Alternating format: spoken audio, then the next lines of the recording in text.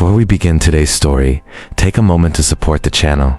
If you enjoy suspenseful stories that keep you thinking long after they end, please like this video, share it with someone who loves mystery, and subscribe to our channel, True Voice Stories.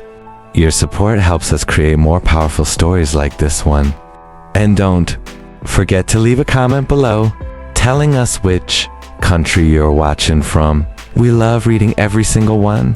Now, turn the lights down, take a deep breath, and let the story begin. The house at the end of Cedar Street had been empty for years. No lights, no visitors, no sound. People in the neighborhood walked a little faster when they passed it, as if the silence itself was watching them. Ethan noticed the house on his first night in town.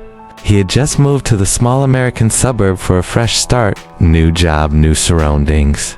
A chance to leave the noise of his past behind. The neighborhood was quiet, almost too quiet, but that didn't bother him. What caught his attention was the house across the street. It was darker than the rest, older, forgotten. On his second night, Ethan saw something strange. A light turned on in the upstairs window. He froze, staring at it. Everyone had told him the house was abandoned. No one lived there, yet the light stayed on for several minutes before slowly fading back into darkness. The next morning, he asked his neighbor about it. No one lives there, the man said firmly. Hasn't for years. Best not to think about it. That should have been enough. But curiosity has a way of growing in silence. Over the next few nights, Ethan noticed patterns. The light appeared only after midnight, always in the same window, never for long, and never when anyone else seemed to be watching. One night, as rain tapped against his window, Ethan heard something else. A knock. It was faint, slow, coming from somewhere nearby. He checked his door. Nothing. Then he realized the sound wasn't coming from his house. It was coming from across the street, from the abandoned house. His heart pounded as he stepped outside, rain soaking his jacket. The sound stopped the moment he reached the sidewalk. The house stood still, lifeless once again. That night, Ethan dreamed of the house. He dreamed of standing inside it, surrounded by walls that whispered his name. When he woke up, his phone buzzed with a notification. A message from an unknown number. All you have to do is look closer. Ethan stared at the screen, his breath shallow. He replied, asking who it was. No response. The next evening, he couldn't resist anymore.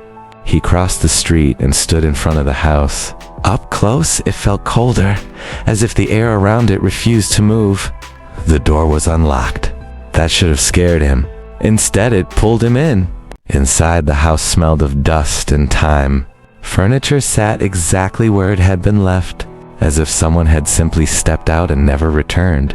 On the wall hung dozens of old photographs. All of them were of the neighborhood, and all of them were taken at night.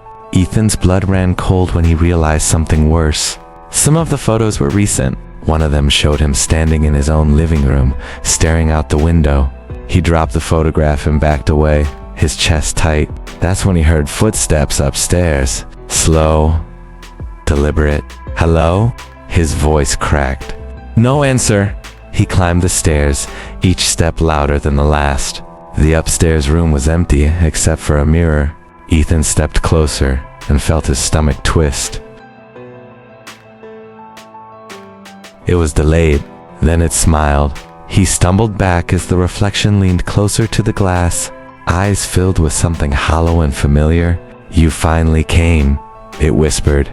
Ethan ran. He didn't stop until he was back in his house, slamming the door shut, locking it, breathing hard. The next morning, the abandoned house was gone. Not boarded up, not demolished, gone. In its place stood an empty lot, as if nothing had ever been there.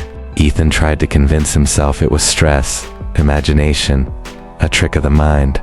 Until that night, at exactly midnight, his living room light turned on by itself, and his phone buzzed with another message.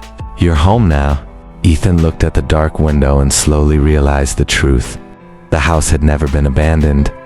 It had been waiting, and now it no longer needed to be across the street. As this story comes to an end, remember this: some mysteries don't chase us, they invite us. And sometimes the scariest places aren't old houses or dark streets. They're the questions we're afraid to answer. Quote, "Not everything that watches you wants to be seen, and not everything that feels familiar is safe." If this story kept you thinking, don't forget to like, share, and subscribe to True Voice Stories for more suspenseful and unforgettable tales. And tell us in the comments, which country are you watching from?